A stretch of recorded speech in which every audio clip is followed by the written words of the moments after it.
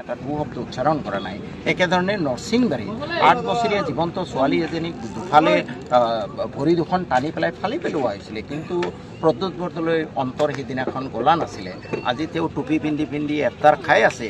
আমাক টুপি নালাগে, আমাক এফতাৰ খোৱা নালাগে, আমাক নামাজ পঢ়া নালাগে, আমাক লাগে কাম।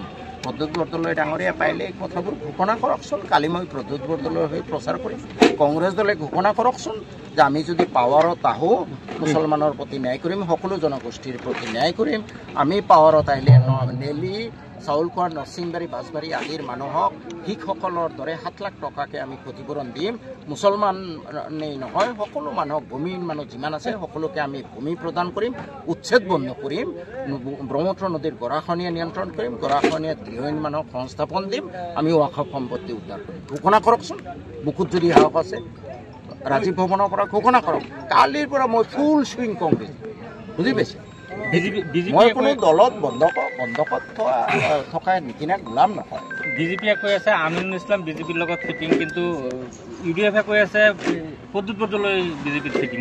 এই সন্দৰ্ভত আপুনি কোনে কৈছে আমিনুল ফিটিং বুলি কৈ আছে? কংগ্ৰেছৰ এইটোতো প্ৰতাৰণা 60 বছৰ চলিছে না।